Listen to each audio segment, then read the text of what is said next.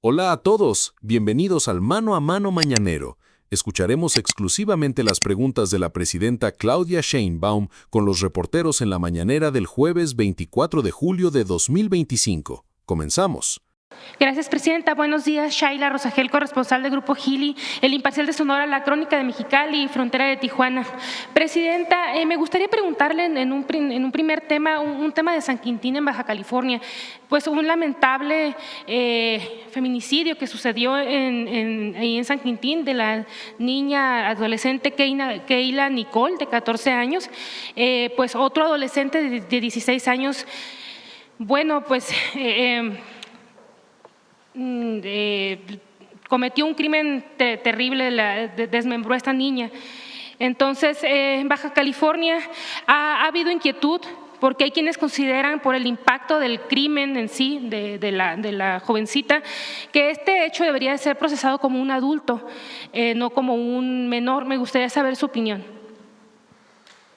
Nosotros estamos de acuerdo con la manera en que… Es decir, criminalizar desde más jóvenes no resuelve el problema. Hay una legislación que establece frente a un crimen mayor cuál es la responsabilidad de la persona, aunque sea menor de edad.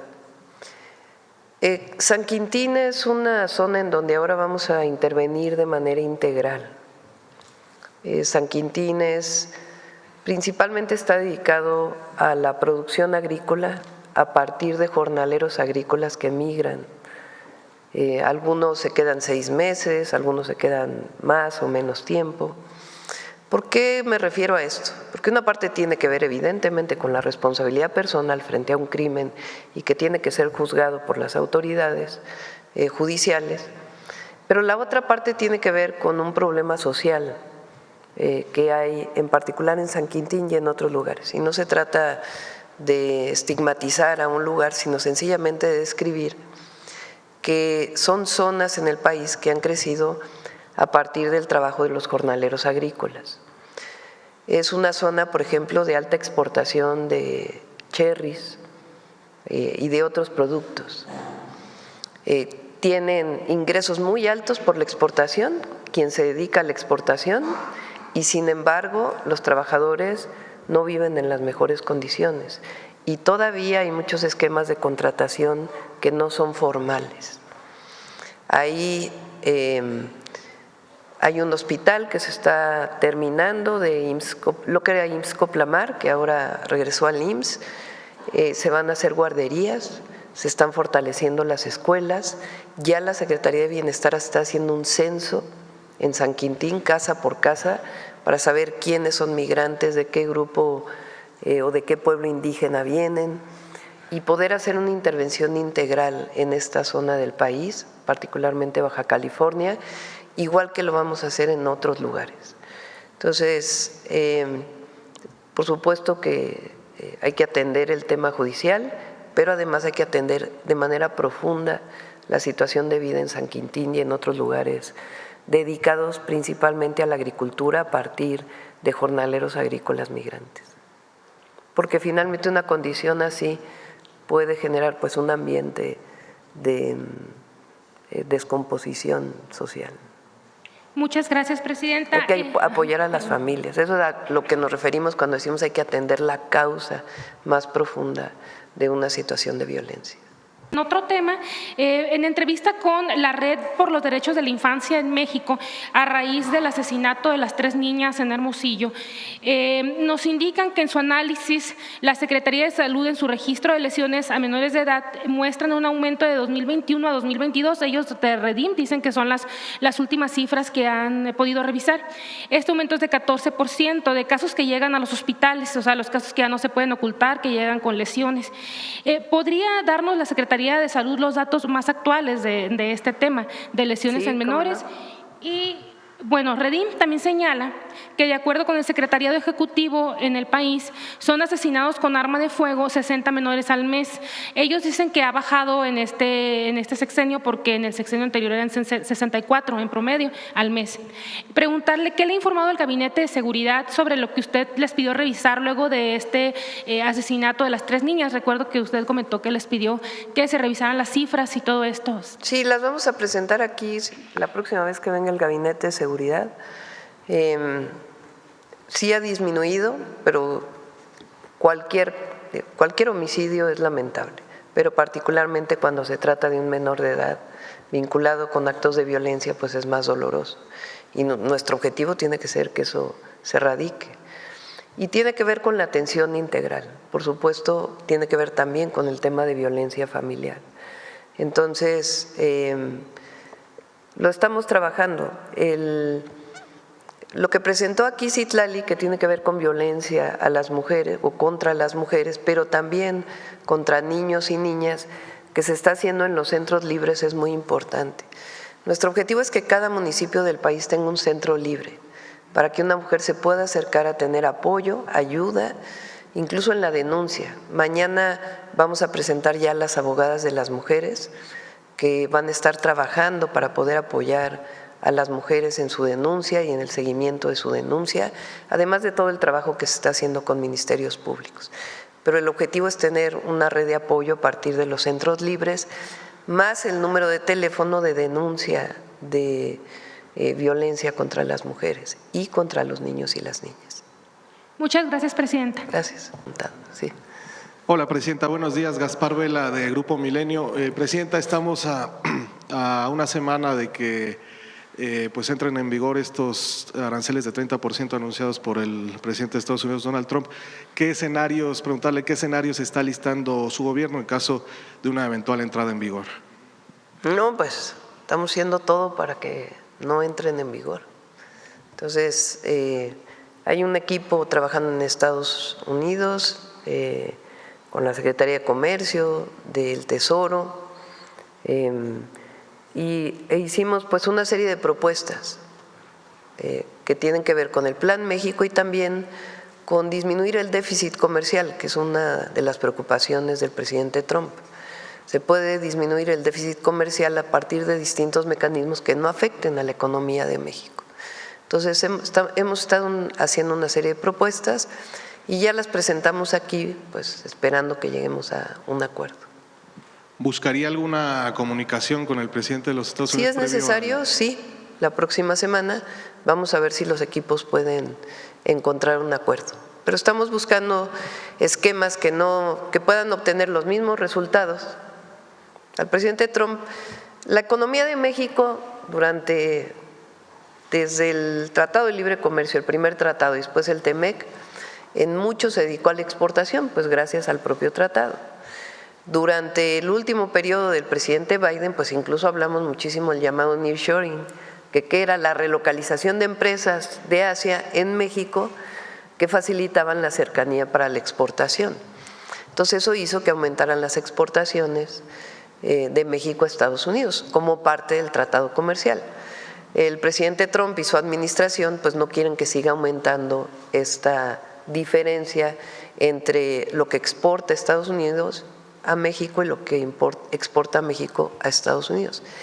Que hay que aclarar que son principalmente de empresas estadounidenses, pero pueden generarse esquemas que permitan que aun cuando se siga exportando, pues haya más comercio entre México y Estados Unidos y esto disminuya, digamos, la diferencia a favor de México. Entonces hicimos una propuesta muy concreta y la están analizando y esperamos pues que esto nos ayude a resolver hacia adelante.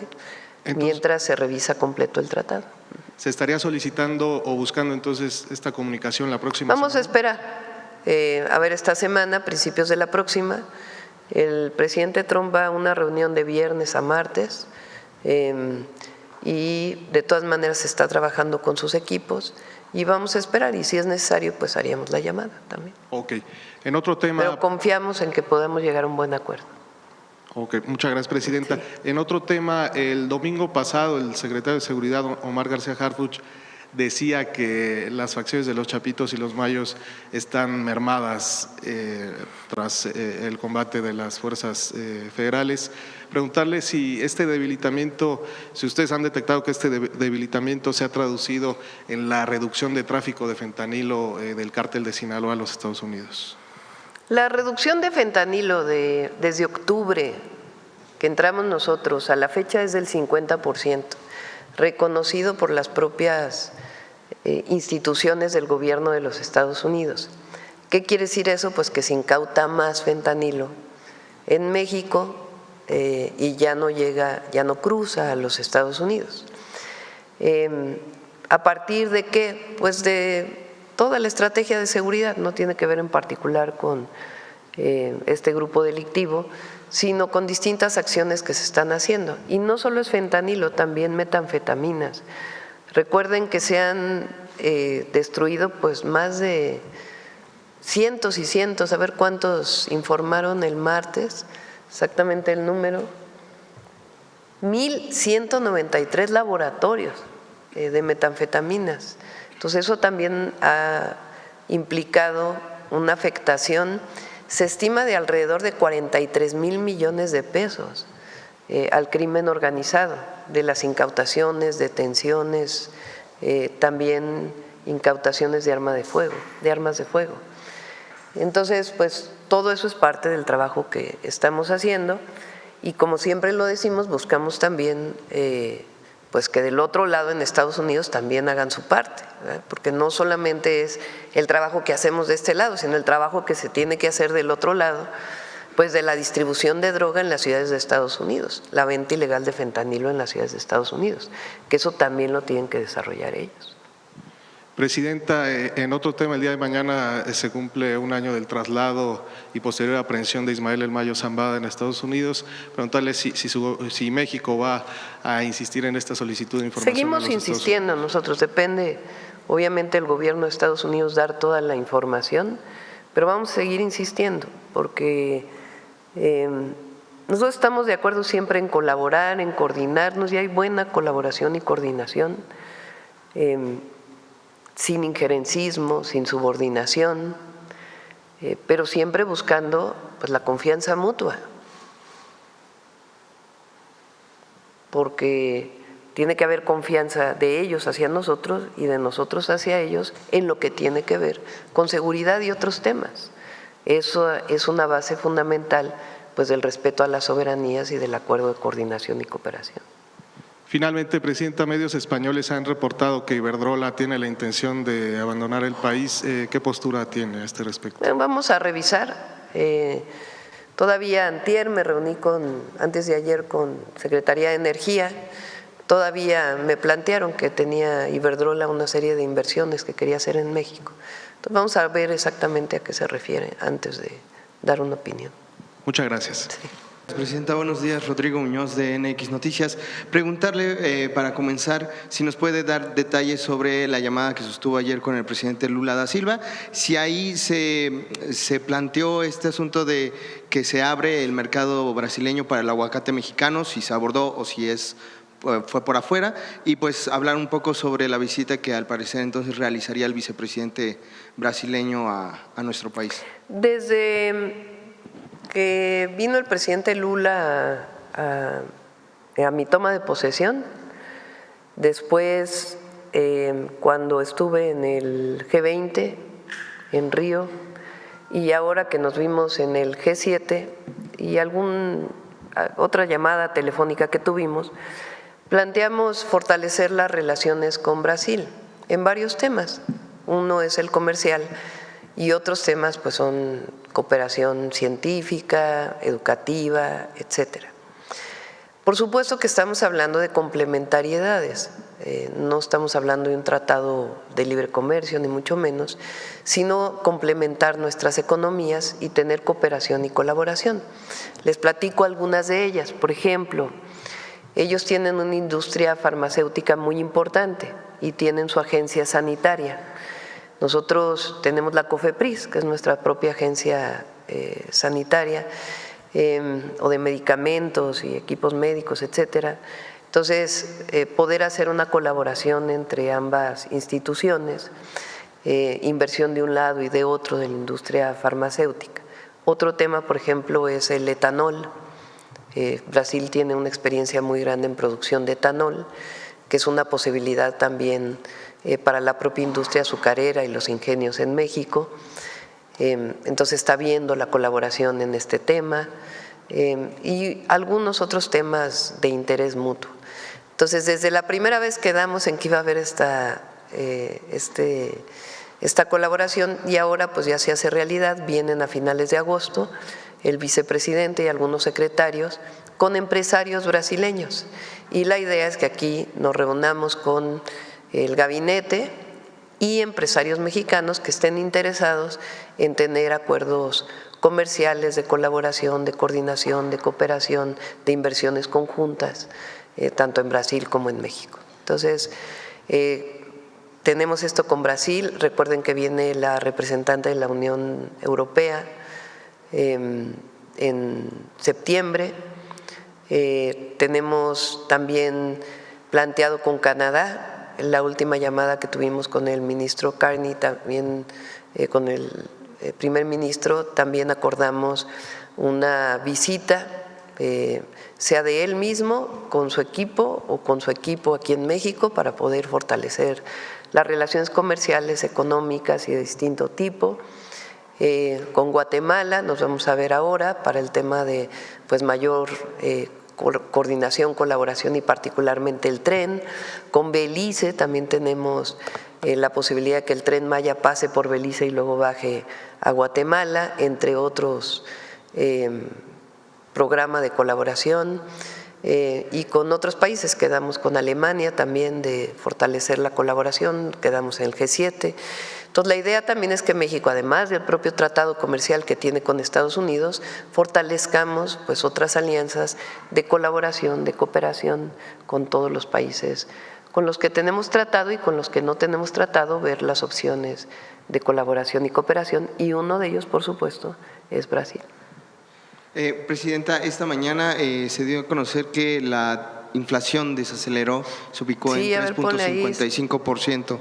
Ven que decíamos que había 3 productos que estaban pegándole a la inflación el mes pasado: la carne de res, la carne de cerdo y pollo, y ya están pues regresando a su precio y es una reducción importante, pasó de 4.13 a 3.55 y eso nos habla también del margen para que Banco de México pueda seguir bajando las tasas de interés, lo que nos ayuda también pues a aumentar las inversiones.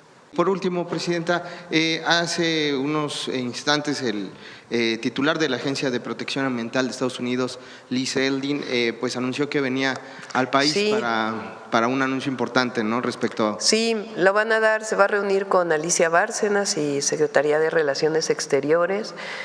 Hay con la Agencia de Protección Ambiental de los Estados Unidos en particular se está viendo el tema del río Tijuana.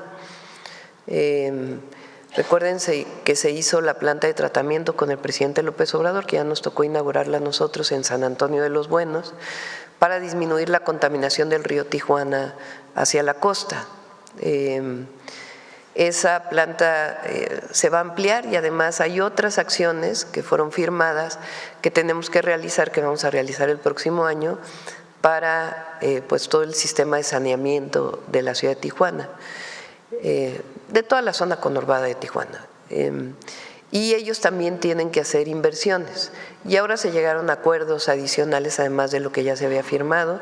La verdad, este es un buen ejemplo, así como el tema del agua fue un buen ejemplo de cómo sentándonos con los equipos técnicos se puede resolver un problema que podía parecer irresoluble. En el caso también de la contaminación del río Tijuana, pues también se llegó a un muy buen acuerdo que ya va a ser anunciado más tarde por Alicia Bárcenas y el responsable de la Agencia de Protección Ambiental de los Estados Unidos. Es un muy buen acuerdo que se logró y se va a anunciar en un ratito. Gracias, Presidenta. Buen día. Gracias, Presidenta. Muy buenos días. Arturo Pavón, de Chapucero y Efecto Colateral. Bueno, ya nada más para remarcar un poquito acerca de lo que fue lo de Iberdrola. El 46% que quedaría si es que salieran más empresas privadas en este rubro por un supuesto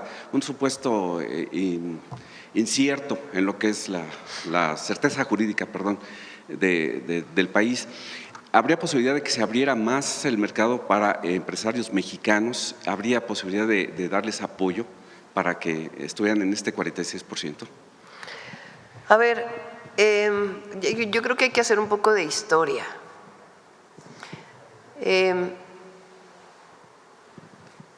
Desde 1992, ahora sí que ya me fui a la historia,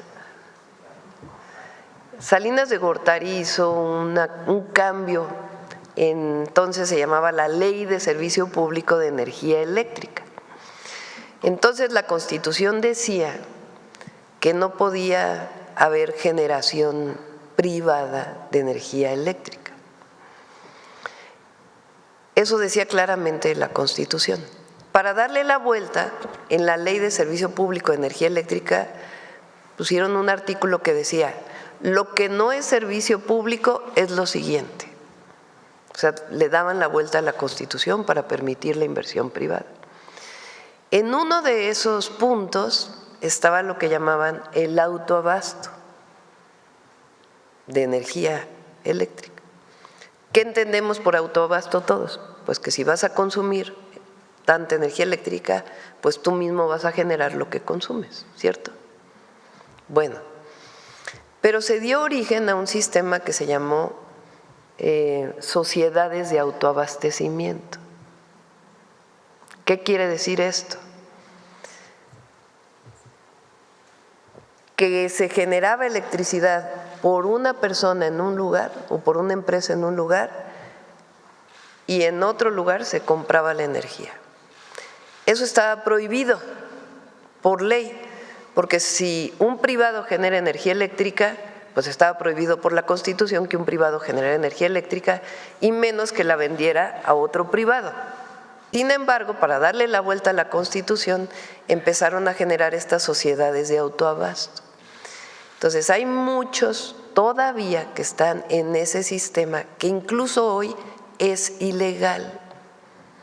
Porque una cosa es el autoabastecimiento propio. Si hay una empresa que produce acero y quiere generar su propia energía eléctrica, pues la genera, a lo mejor lo que le sobra lo vende a Comisión Federal de Electricidad y eso sería el autoabasto de la energía eléctrica para esa empresa, para esa fábrica.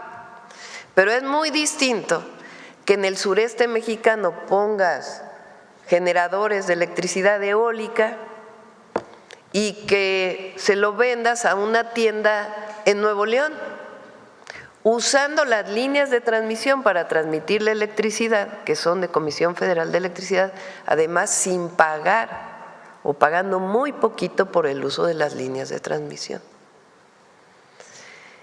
Estas sociedades de autoabasto eran ilegales entonces, después vino la reforma eléctrica de Peña, después vino la reforma eléctrica que nosotros hicimos y en la reforma eléctrica de Peña y en la que nosotros hicimos siguen siendo ilegales las sociedades de autoabastecimiento.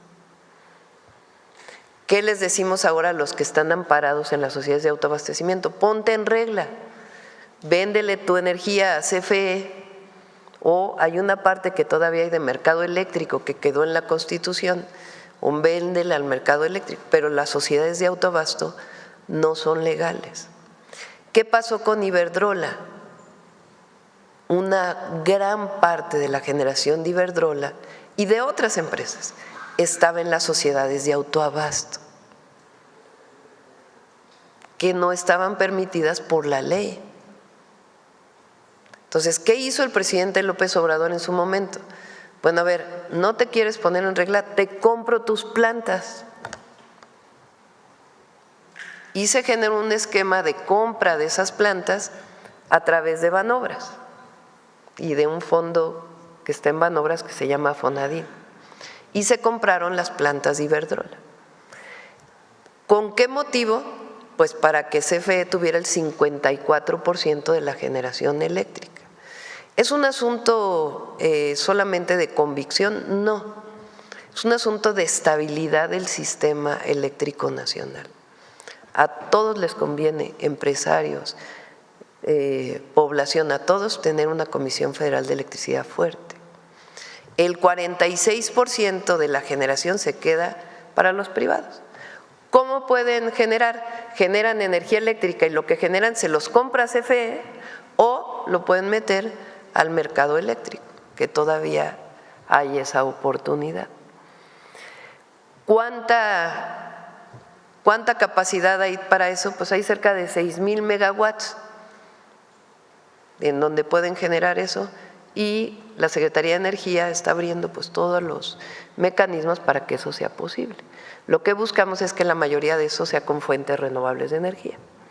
Entonces, y están de acuerdo incluso los generadores. ¿Por qué se retira? Si se retirara Iberdrola, pues no tendría por qué, porque en todo caso pues están muy claras cuáles son las reglas actuales para que puedan desarrollarse.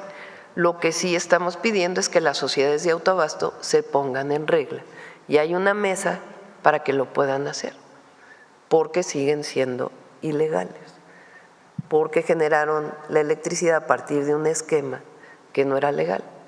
Entonces decían, son sociedades porque uno genera y es socio de otro que compra. Pues sí, pero eso es generación eléctrica privada y compra privada de energía sin pagar prácticamente la transmisión. Entonces, ese es el asunto.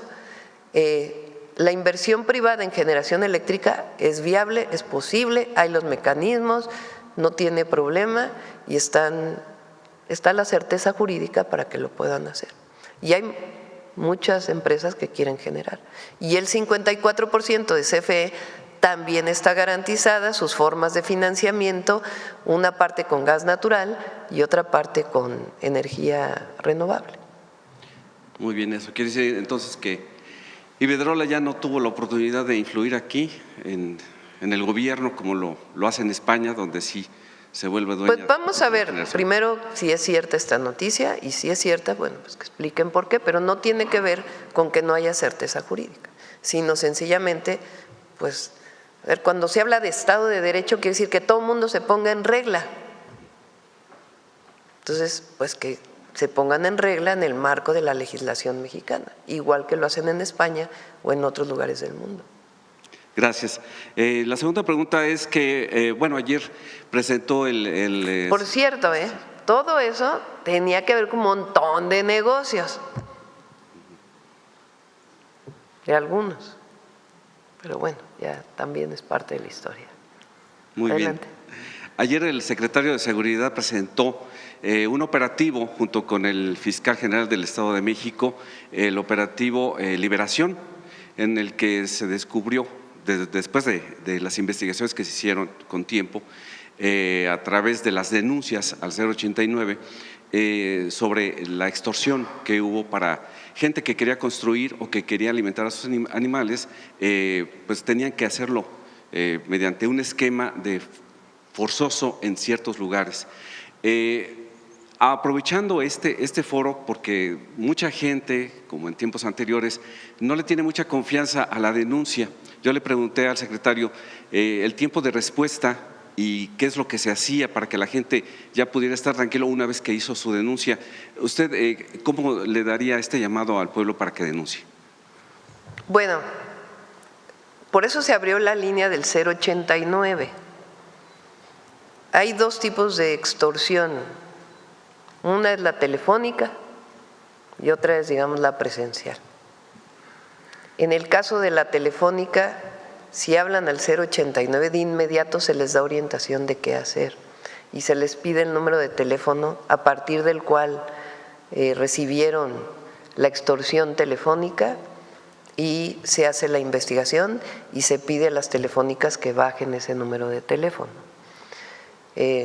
Si uno recibe una llamada que tiene que ver con una extorsión, lo que tiene que hacer es colgar,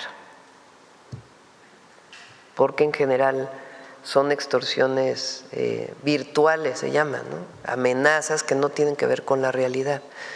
Entonces, los están capacitados y se siguen capacitando a todos los que responden al 089, los telefonistas, para que puedan apoyar a la población en caso de recibir una llamada de extorsión o algún otro tipo de extorsión que ya sea física, que lleguen a su tienda, que los quieran extorsionar, etc. Ese número nos permite o le permite a la Secretaría de Seguridad y Protección Ciudadana y a las propias fiscalías iniciar una investigación sin que sea la persona la que tenga que ir a la fiscalía a denunciar. Porque ¿qué es lo que pasa? Pues evidentemente la persona que vive la extorsión pues tiene temor de ir a denunciar personalmente a la fiscalía y tienen razón. Entonces nosotros los apoyamos para que la denuncia o la información que den ayude a las policías y a las fiscalías para que inicien el proceso de investigación sin que ellos pongan la denuncia. Entonces pueden tener confianza en el número 089 para poder hacer su denuncia de manera telefónica, incluso la pueden hacer de manera anónima, no necesitan dar su nombre, pero sí los detalles de cómo están siendo extorsionados para que se inicie todo el proceso de investigación. ¿Qué más vamos a hacer? Pues eso ya lo vamos a poner en la ley.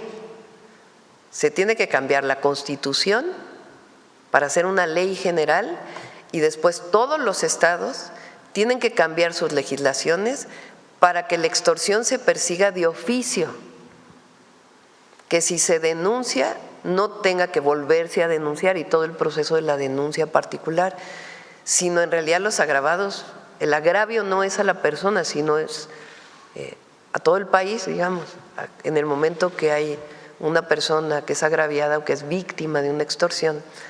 Entonces, con solo denunciar en el teléfono, hay la obligación de abrir la carpeta de investigación. Ahora lo estamos haciendo pues dentro del marco legal que tenemos. Con el cambio a la ley va a ser todavía más fuerte esta forma. Y nuestro objetivo es erradicar la extorsión y que la gente tenga toda la información pues para que no viva una situación difícil. Lo que pasó en el sur del Estado de México pues es que incluso había productos que estaban al triple en todas las tiendas de ciertos municipios porque obligaban al de la tienda a vender el ladrillo en vez de en cierto precio a un precio 3 veces más alto. A partir de las denuncias ciudadanas que se hicieron, inicia el proceso de investigación y la verdad trabajó muy bien la Fiscalía del Estado de México y se trabajó para poder hacer pues este operativo y se va a dar seguimiento para que en realidad pues haya desaparecido la extorsión en estos municipios. Gracias. Y para finalizar, Gretchen Whitmer es la gobernadora de Michigan. Ella se ha destacado por oponerse a las políticas restrictivas de los derechos humanos del gobierno de los Estados Unidos.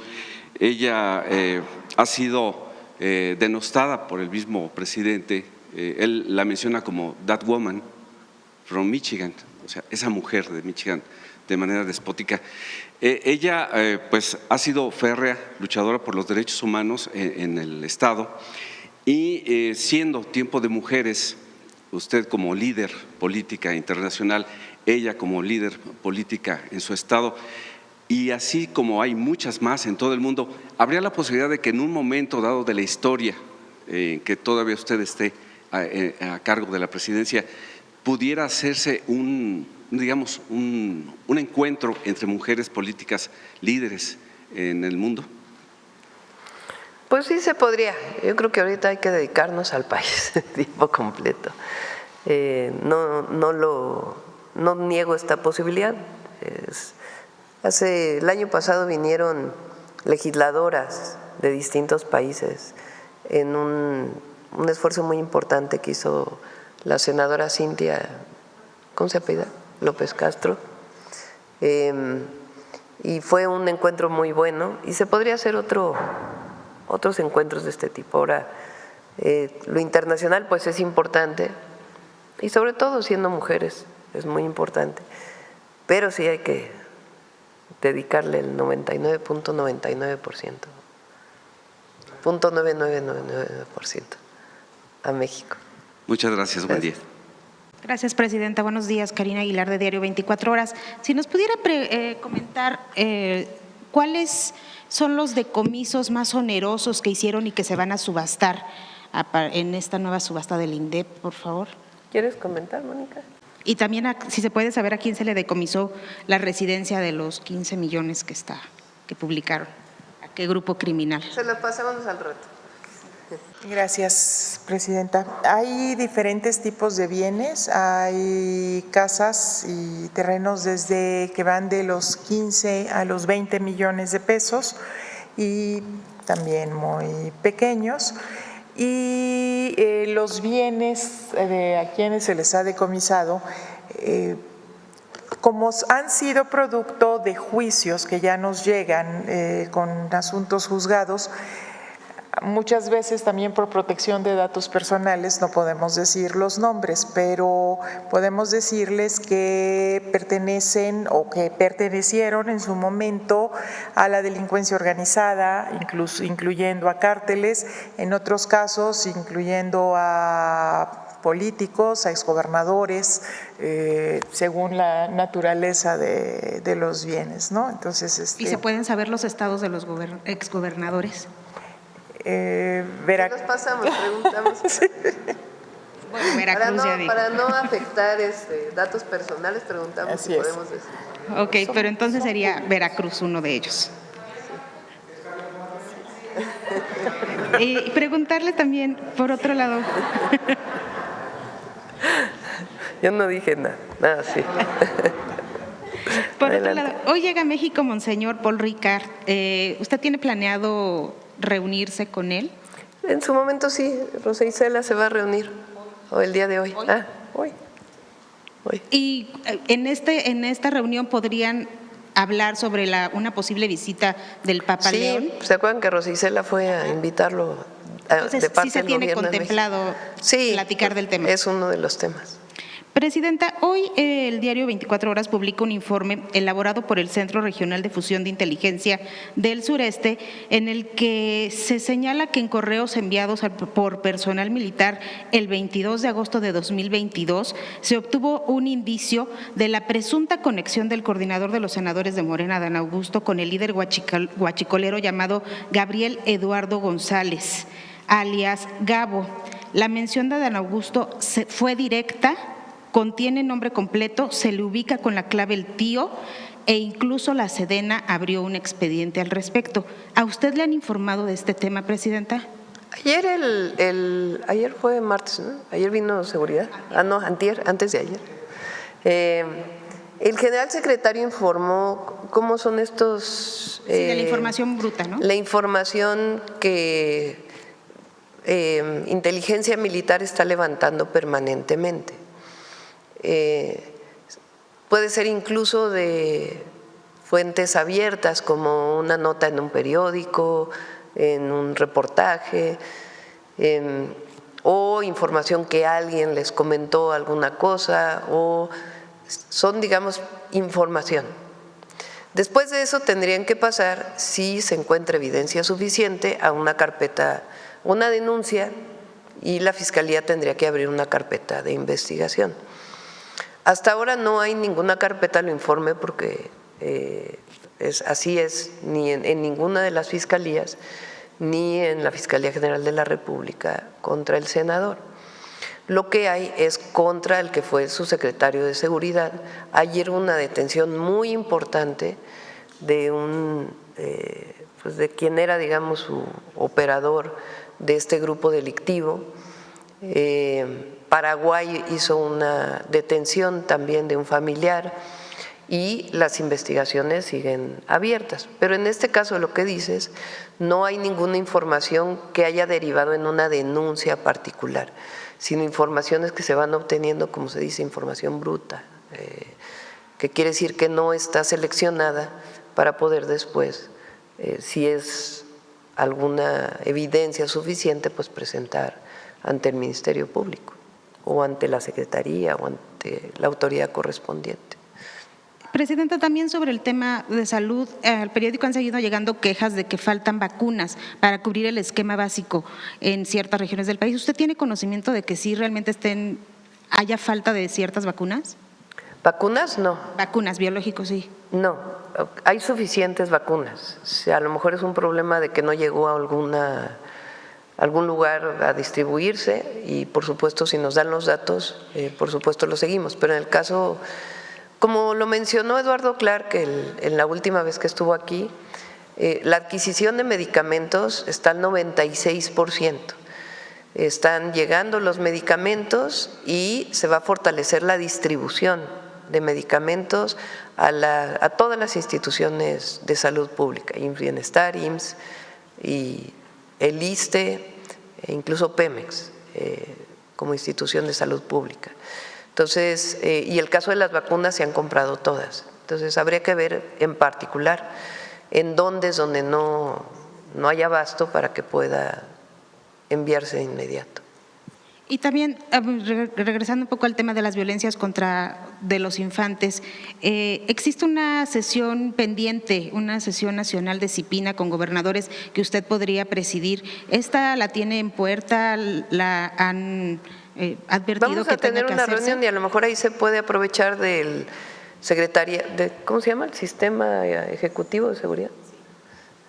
Todas estas organizaciones tienen sus nombres, Sistema Nacional Ejecutivo de Seguridad Pública, en donde participan todos los gobernadores. Vamos a tener muy pronto por los cambios que hubo en la ley y el planteamiento que es importante que todos los gobernadores sepan, y ahí podría verse el tema de violencia contra niños y niñas. Muchas gracias. Sí. Va a ser la reunión con el canciller del Vaticano. Es una reunión privada. ¿Quieres informar? Bueno, con permiso, Presidenta. Yo preferiría que lo informara la diócesis o en este caso el personal pues acá de la Iglesia Católica, la jerarquía, porque somos invitados a una reunión, pero es una reunión privada. Él es el secretario para las relaciones con los estados y las organizaciones internacionales del Vaticano, es Monseñor Paul Richard Gallagher. Entonces, yo creo que en el transcurso del día les van a informar y pues no es en las instalaciones del gobierno federal. Ciudad de México van a estar reuniéndose en estos días o solamente el día de hoy? La Secretaría de Gobernación pues es quien lleva la relación con ella personalmente a una reunión, entonces ella asiste a la reunión y quizá después de la reunión se puede emitir un comunicado conjunto para que se pueda conocer pues lo que se vio en la reunión y todo. No hay nada secreto ni mucho menos, sino sencillamente pues guardar las formas frente a una reunión en privado. Buenos días, Presidenta. Elia Cruz de la Hoguera. Presidenta, sobre, ya no, como para puntualizar el tema de Iberdrola, en caso de que se confirmara la salida, pese a que existen las condiciones para permanecer, ¿su gobierno no estaría contemplando quizá adquirir algunas de esas 15 plantas que van a vender, como en su momento lo hizo el presidente Andrés Manuel López Obrador? No por el momento. Hoy existe el 54% de generación eléctrica pública y tenemos un programa, como lo hemos presentado aquí, muy ambicioso de nuevas plantas de generación. Entonces, en ese esquema estaríamos ampliando la capacidad de Comisión Federal de Electricidad. A lo mejor se podría evaluar, no, en este momento no lo tenemos contemplado, pero tampoco niego que pudiera plantearse una posibilidad a través del mismo esquema que se utilizó con Banobras. Pero primero vamos a ver si realmente esta información es certera y en caso de que lo fuera no hay ningún problema, es decir, hay muchas empresas que tienen deseos de seguir participando en la generación eléctrica en México. Gracias, Presidenta. En el tema con Brasil, la llamada que sostuvo ayer con el presidente Lula, él planteaba o decía que iban a ampliar este acuerdo comercial que hay entre las dos naciones. Para ello, se necesita como una nueva negociación, la firma de un nuevo tratado, pero con las nuevas condiciones y los nuevos sectores? Pues, a ver, tiene que ser complementario, porque nosotros obviamente tenemos muy buena relación con el presidente Lula y Brasil y México son las dos economías más importantes hoy de América Latina. De hecho, CEPAL sacó una publicación, por ahí traíamos una gráfica de cómo Brasil fue el país que en 2024 recibió el primer lugar en inversión extranjera directa y México fue el segundo lugar en recibir inversión extranjera directa de toda América Latina y el Caribe. Entonces, evidentemente, pues la relación entre nuestras economías deseamos que sea mayor. Tiene que ser complementaria, porque nosotros, pues evidentemente no queremos sustituir lo que se produce en México. Justamente el Plan México es fortalecer más la producción de nuestro país. Entonces no queremos sustituir lo que se produce en México por productos de Brasil, sino ser complementarios. Entonces, para eso es la reunión, para ver en qué temas somos complementarios, en qué temas se puede trabajar más, y no solo en comercio, sino también en inversiones conjuntas, por ejemplo, de empresarios mexicanos en Brasil o de empresarios brasileños aquí, que deseen pues, ampliar sus inversiones en distintos temas.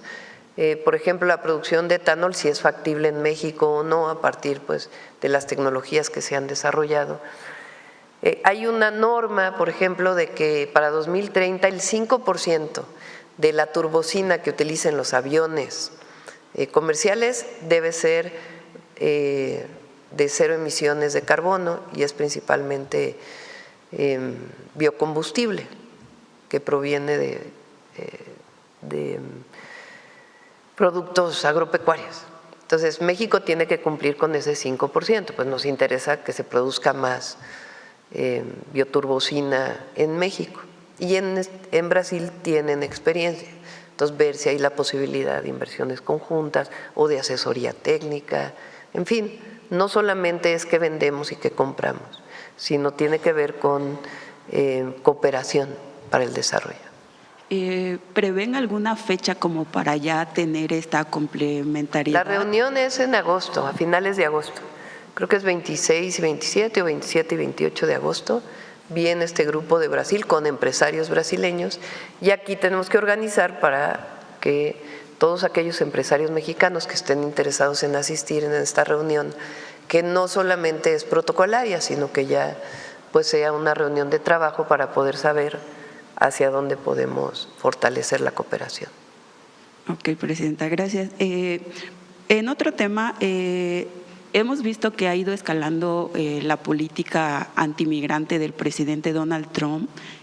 Ayer se dieron a conocer unas cartas que ha estado enviando ahora menores de edad a niños migrantes para, de cierta manera, amenazarlos que salgan de ese país o los van a encontrar, así les dicen, y que les van a iniciar procesos legales. ¿Cuál es su opinión ante eso, Primero hay Presidenta? que ver si porque no fue confirmada la información, hay que ver si se confirma. De ser así, pues obviamente no estamos de acuerdo, ¿no?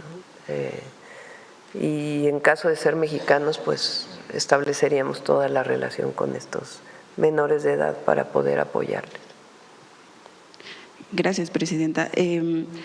Finalmente, Presidenta, hemos visto algunas protestas de trabajadores del IMSS Bienestar que piden que se atienda la demanda de la basificación y también de empresarios que son proveedores del IMSS Bienestar que dicen que no les han pagado los servicios y productos que proveen a esta institución.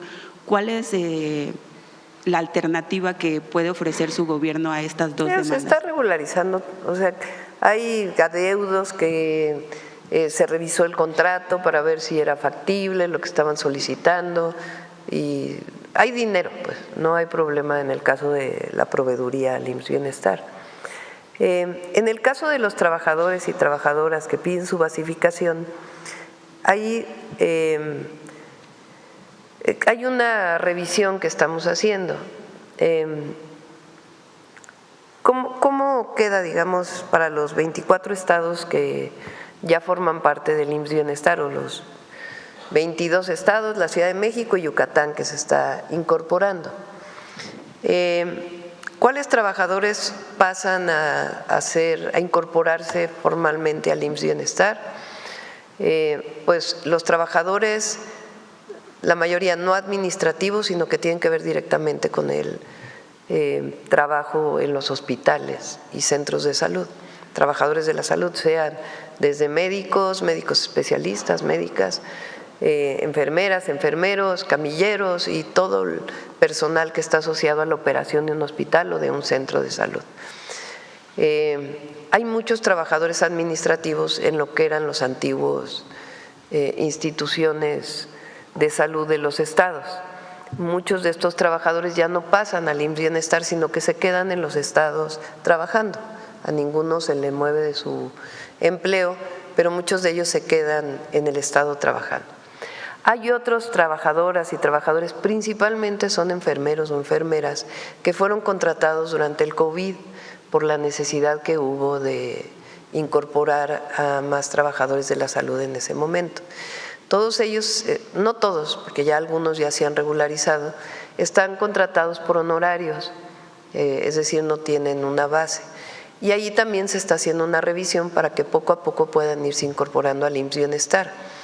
A lo mejor ya no necesariamente en el hospital porque ya está completa la plantilla, pero en un centro de salud. Entonces se está haciendo una revisión de toda la nómina del IMSS Bienestar, lo que se queda en el Estado, lo que se queda en el IMSS Bienestar, para poder ir regularizando. Obviamente el objetivo pues es que todas y todos los trabajadores puedan tener pues todos sus derechos laborales. Pero pues es un proceso que se va viendo persona por persona. Para terminar, y sobre todo ellos que ayudaron solidariamente en el momento del COVID, pues no se les puede dejar desamparados, ¿verdad? Pero se tiene que hacer una revisión para ver en qué centro de salud, cuáles centros de salud se van incorporando poco a poco. Para finalizar, Presidenta, ayer vimos un fortalecimiento del peso frente al dólar. Sí. Histórico. 18.57 creo que está.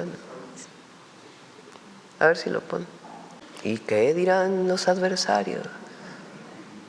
Presidenta, ¿cómo está? Buenos días. Luis Ángel Marín, de Radio Resultados. Quisiera preguntarle su comentario sobre lo que publicó ayer en redes sociales la Embajada de Estados Unidos respecto a huachicol fiscal, Presidenta. Sí, pues llama la atención Bueno, hubo una serie de detenciones que se hicieron en Estados Unidos hace algunos meses o algún mes. Pero lo que publica pues es la red del huachicol, en donde está incorporado pues también el delito en Estados Unidos. Pues llama la atención, digo, porque a veces hay muchos funcionarios del gobierno de Estados Unidos que parece que todo está del lado de México, y siempre hemos dicho, nosotros nos encargamos y trabajamos para que no haya delincuencia y que no haya impunidad, pero del otro lado también tienen que hacer lo mismo. Siempre hemos dicho, ¿quién distribuye la droga en Estados Unidos? ¿Quién la vende? ¿Dónde están las detenciones? ¿Dónde está el lavado de dinero que se hace en Estados Unidos? Y en este caso lo que llama la atención pues es que ellos ponen la red en donde involucran refinerías en Estados Unidos. Entonces es parte de las investigaciones, porque ahí mismo dice que estamos trabajando, colaborando conjuntamente. Ese es un ejemplo de cómo se puede colaborar y cooperar para atender un delito tan grave como el huachicol fiscal. ¿Se esperarían más sanciones también por parte de ellos pues en sí, su territorio? Detenciones, sanciones y todo lo que tiene que ver con lo que ocurre del lado de su frontera. Gracias, Presidenta. Mi segunda pregunta, aprovechando que está la Secretaria de Gobernación, sobre la CURP biométrica, que ya en octubre será, pues ya digamos, oficial, pero no es forzoso hacerlo. Entonces, ¿cuál es, digamos, la idea? ¿Quienes la tengan la usarán y quienes no la usarán? ¿O cuál será el procedimiento? ¿Cómo en algún momento llegará a ser que todos debamos tenerla? ¿Cuál sería el proceso? Sí, Pues evidentemente a nadie se le puede obligar a que lo haga. Claro que nosotros creemos que es importante que se haga porque ayuda en muchos temas y particularmente en los temas relacionados con víctimas de violencia. Entonces ayuda en ese caso y en muchos otros y en particular en el tema de desaparecidos. Entonces, pues estamos orientando a que se haga, pero a nadie se le obliga a que lo haga. Y a partir de octubre, pues inicia este proceso ya formal, dentro del marco de la nueva ley. La principal causa, me imagino, es por el tema de los datos biométricos, que es delicado, ¿no? Pero pues, los bancos los tienen, cuando uno va a poner sus huellas, incluso en algunos… Pues sí, las aplicaciones de los bancos te lo piden, incluso hasta tu rostro, ¿no? Entonces, pueden tener la certeza de que está segura, que tiene todos los mecanismos de ciberseguridad necesarios y pueden tener la certeza de que no se va a hacer mal uso de ellos, sino sencillamente ayuda a distintos temas y en particular a, si son víctimas de algún delito, pues poder apoyar. Mi última pregunta, Presidenta, en temas de Veracruz. Me comentaban, estuve en Papantla hace un par de semanas, fin de semana, y no hay cajero en el Banco del Bienestar, cajeros automáticos, y comentaban que es necesario que si se pueden instalar cajeros automáticos porque solo hay adentro del banco. No, pues tienen que tener, vamos es solo a revisar un banco, ¿por qué no tienen? Es un solo banco en toda la cabecera municipal, con 3 cajeros nada más. Entonces las filas, principalmente adultos mayores, lo discapacitados, y hay suficiente terreno para instalar otro banco con cajeros. Presidenta, muchas gracias. Sí. Buenos días, Presidenta. Tania Damián, de Ángulo 7. Hablando del tema de huachicol fiscal, quisiera preguntar si es parte de los decomisos. ¿Qué se hace con el huachicol decomisado? Apenas Harfuch, el secretario de Seguridad, dijo que se habían decomisado 15 millones de litros, en Tamaulipas se sigue decomisando, creo que es parte del caso de Hernán Bermúdez, y estaba leyendo exactamente el tuit de la embajada y dice que están colaborando México y Estados Unidos para detener el huachicol fiscal. ¿Cuál sería el objetivo? Y bueno, también sí es cierto que Estados Unidos pues a veces solo se fija en México y no hace su trabajo, pero en el caso de México, que se ve que se está trabajando en contra de este huachicol fiscal, ¿cuáles son pues, los objetivos? A ver, primero habría que decir qué es eso del huachicol fiscal, para que se entienda. Digamos que hay 2 tipos. Uno es combustible importado de Estados Unidos que es reportado como otro producto. Entonces, supónganse que un carro tanque trae diésel y se reporta como nafta, entonces paga menos impuestos o un impuesto diferente y no se le da seguimiento porque supuestamente se va a usar para la industria química cuando en realidad pues se vende como combustible de manera ilegal. Esa es una forma. Otra forma es que se reporta que se compró algo que en realidad no se compró. Se hace una factura falsa. Son, digamos, las 2 formas. Cuando entra el combustible a México y se reporta que es menos combustible o se reporta como otra cosa que no es el combustible, ese es el que ayer salió en la Embajada de Estados Unidos. Pero incluso ellos lo ponen más, porque puede ser… Hay permisos de importación por parte de la Secretaría de Energía. Durante el periodo del presidente López Obrador se redujeron los permisos de importación y ahora se está haciendo una revisión todavía mayor de aquellos que tienen permisos de importación de combustible, de gasolina o de diésel o de algún otro combustible, gas avión, en fin, turbocinas, otro combustible. De esas empresas que tienen permiso de importación, si reportan que importaron otra cosa, pues entonces hay una sanción a esa empresa y además hay una investigación penal porque es un delito. Si hay una empresa que no tiene permiso de importación de gasolina, pero tiene permiso de importación de un producto químico, pero en realidad importó gasolina y no ese producto químico, pues también tiene su sanción. Entonces, esas son las formas ilegales. Ayer la Embajada de Estados Unidos lo que publicó fue todavía algo mayor, que es petróleo crudo que sale de México, se va a refinar a una refinería de Estados Unidos y entra de manera ilegal a México. Entonces, en esa parte, en ese posible delito, probable delito, se hace una colaboración. De todas maneras, si el combustible viene de Estados Unidos, pues hay que ver si el delito viene desde la refinería de donde salió o el centro de almacenamiento de donde salió la compra del combustible hasta México, o sencillamente hay una falsificación de documentos del importador. Todas estas confiscaciones, que se dice así, todo este producto confiscado que se ha estado haciendo de combustible, pues lleva más investigaciones, se detiene a alguien, de ahí se ve cómo fue que se quería importar y de ahí se da seguimiento para poder pues saber quiénes y cuáles y hasta dónde llega este involucramiento. ¿Y este huachicol confiscado se vuelve a usar o qué se le está haciendo? Sí, una vez, así como en el caso del INDEP, una vez que la Fiscalía termina su investigación con aquello que confiscó, se puede utilizar ese combustible, sea para Pemex o para para la defensa, por ejemplo. Claro que tienen que hacerse las pruebas para saber si el combustible es bueno, ¿no?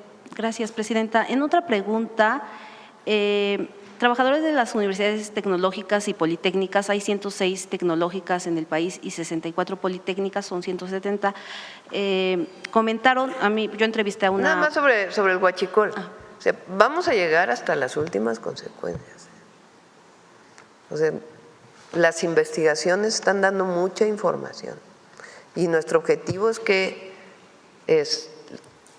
todo sea legal, igual que en otros casos, que todo sea legal, que si hay combustible importado, que pague los impuestos que tiene que pagar y que sepamos a qué gasolinera va a ir. Entonces, toda esa parte que he platicado de todo lo administrativo que se está haciendo y todo lo penal, vamos a poner en orden esa parte del llamado huachicol fiscal. Gracias. Entrevistamos a una maestra de la UTP y nos comentaba, la Universidad Tecnológica de Puebla, que la Dirección General de Universidades Tecnológicas, pues ella solicitó que por qué no iba a haber incremento, aunque sea, ellos solicitan un 4% de incremento a todos los trabajadores, digamos, académicos, administrativos, porque todos los directivos de estas universidades tecnológicas sí lo tienen, el 4%. Entonces decía, porque digamos, los directivos de estas universidades tecnológicas sí lo tienen en 2025 y todos los administrativos y los trabajadores académicos no lo van a tener. Entonces la directora le comentaba que porque no se había movido el presupuesto. ¿En qué institución? Son todas las universidades tecnológicas del país, estamos hablando de universidades y… Pues que sea al revés, ¿no? Como lo hicimos aquí en el gobierno federal. Nosotros no vamos a tener incremento salarial. Quien va a tener incremento, o sea, nosotros, todos los trabajadores de confianza, quien va a tener incremento salarial es los trabajadores de base. Sí, porque de hecho en octubre siempre se hacía ese incremento y hay muchos trabajadores que piensan que sí se va a hacer, pero ojalá se pueda revisar ese tema, aunque sea el 4%. Y hay casos de trabajadores de universidades tecnológicas que hay muchos que son estatales, muchos de los tecnológicos. La mitad siempre es estatal y federal, digamos que ahí es el tema de todo esto, del tema administrativo, sí, pero en realidad quien tiene la batuta es la Dirección General de Universidades Tecnológicas e Institutos Tecnológicos. Claro que si la batuta dice que, bueno, la federación dice que va, los estados tienen que aportar su parte, porque 50% va del estado y 50% de los salarios. Se revisa. Gracias, gracias, Presidenta. Y finalmente, el tema del tren, que ayer ya comentaba el tren Puebla-México-Veracruz. El gobernador Alejandro Armenta señaló que ya tenía como 2 propuestas y también decía qué posibilidad habría de que pasara por el AIFA, o sea, que dijéramos de fuera del aeropuerto de Puebla, porque el aeropuerto de Puebla, y quiero preguntarle sobre los aeropuertos estatales que están manejando, bueno, ahorita la maneja la defensa y con quienes ya están teniendo reuniones, están muy subutilizados en el tema de carga. Por ejemplo, en el de Puebla solo se utiliza un 18%, o sea, de la capacidad. Y de qué manera se puede buscar que estos aeropuertos pues también puedan funcionar más para pues el tema de traslado de carga. Y el gobernador planteaba la posibilidad de que pasara Aeropuerto de Puebla, AIFA, y me parece que tiene 2 rutas para esta. En el caso de ese tren, se está viendo la posibilidad de algunas nuevas vías para conectividad, pero se va a usar la vía existente de carga. Hay 2 vías, se está viendo cuál es la más factible, pero se va a usar la vía existente, no se va a construir nueva vía.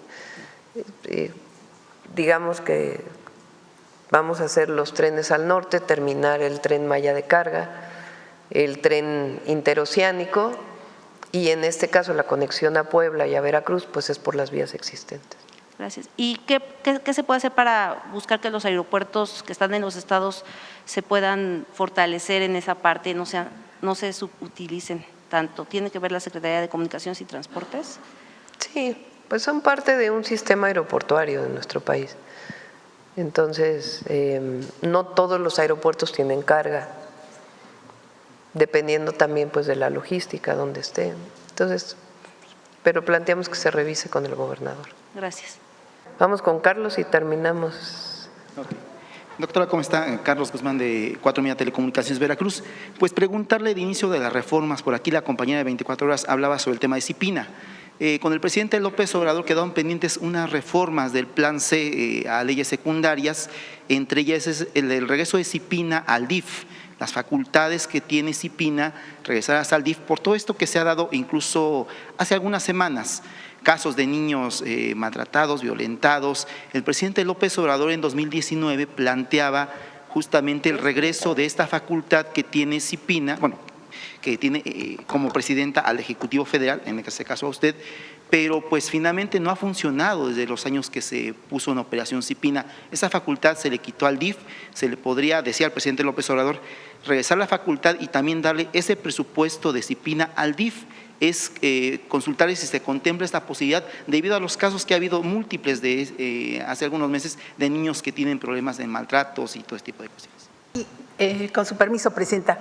Sí hay un debate alrededor del tema que sí sería importante informar, dar un reporte sobre cómo está el tema en el país, pero sobre todo en algunas comunidades donde se ha acrecentado este tema. No es todo el país, hay zonas en donde efectivamente pues hay denuncias sobre maltrato, sobre violencia hacia niñas y niños.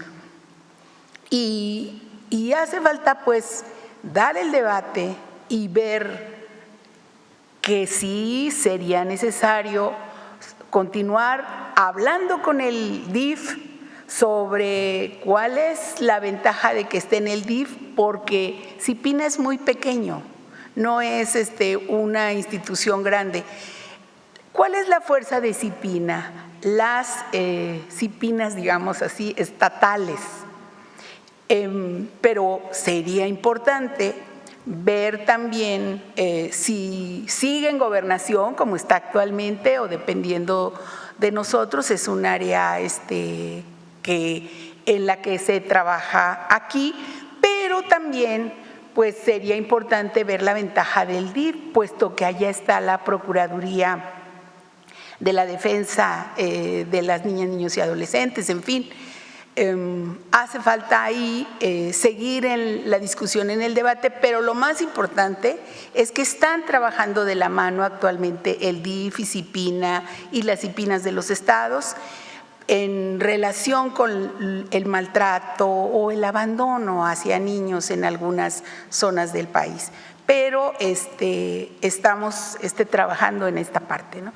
Va a tomar todavía unos días, pero me parece que como estamos caminando actualmente, necesitamos hacer el balance en donde estaría mejor y en todo caso ya tomar la definición. Ahora está acá y está trabajando bien con los gobiernos de los estados, incluso pronto habrá una reunión para atender los temas a los que aquí se han referido. Y también hablando de temas de reformas de lo que es en legislativas, por aquí está Mónica Fernández, que fue presidenta del Senado de la República hace algunos años, pero justamente en la época que estaba ella como senadora, pues le tocó esta reforma también del presidente López Obrador sobre el tema de lo que tiene que ver con revocación de mandato. El único gobernador que lo ha hecho, incluso hace algunos días que vino aquí a presentar la guelaguetza, fue Salomón Jara. Anunció que se va a someter a revocación de mandato. Es consultarle, doctora, si en este próximo periodo ordinario que empieza en septiembre se contempla entre las reformas prioritarias que pudiese usted mandar al Senado, a Congreso, pues este tema, este anhelo del presidente López Obrador de concretar de que los gobernadores también, incluso presidentes municipales, se sometan a revocación de mandato. Bueno, los presidentes municipales ya van a tener 3 años nada más a partir del 2030. Ya no se van a poder reelegir a partir del 2030. Entonces, pues ahí sería difícil una revocación, ¿no? Por el tiempo, digamos, que tienen de su mandato. Lo de los gobernadores, pues yo lo dejaría a los gobernadores, ¿no? Y que el pueblo evalúe. Lo podríamos pensar, pues, pero hasta el momento no hemos pensado enviar una modificación constitucional para la obligatoriedad de la revocación en el caso de gobiernos estatales. Y ya finalmente 2 cuestiones. La primera también tiene que ver con temas legislativos. Presentó usted, ya la publicó, las leyes que se aprobaron en extraordinario, entre ellas la de telecomunicaciones.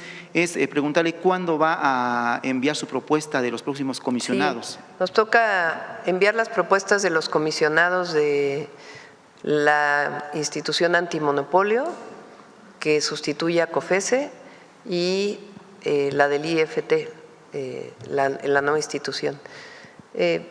Recuerden que el Senado entra el 1 de septiembre, entonces cercano ya al 1 de septiembre ya estaríamos enviando las propuestas. Y ya para finalizar, aquí afuera hay unos defraudados de una empresa que creo que se llama Smart Plus o algo así, pero también es un caso recurrente desde que estuvo el presidente López Obrador. Hubo varias empresas financieras que le pedían, anunciaban ofertas para que ahorrara la gente. Está el caso de CAME, que defraudó a 1.3 millones de personas, básicamente adultos mayores. Es consultarles si a través de la Comisión Nacional Bancaria de Valores le han entregado un reporte del seguimiento de esas empresas, si hay forma de meterlas en cintura, porque va aumentando. Digo, hoy está una aquí afuera. Sí, se está revisando el fortalecimiento de la regulación bancaria en varios temas, en acuerdo con los bancos. Pero sí es importante, y ya traeríamos al secretario de Hacienda para que pueda hablar de ella. Bueno amigos, esto fue lo que pasó el día de hoy. Que tengas un excelente día. Cerramos con una frase que dijo una vez Ozzy Osbourne. Mi vida fue un viaje de extremos, del caos al amor, de la oscuridad a la luz. No soy un santo, pero siempre fui auténtico. Hice lo que quise, pagué el precio, y aún aquí estoy, cantando mi verdad. Si algo aprendí es que la música es mi alma y el escenario mi hogar. No me arrepiento de nada, porque cada paso me llevó a ser quien soy. Descansa en paz, Ozzy. Hasta luego.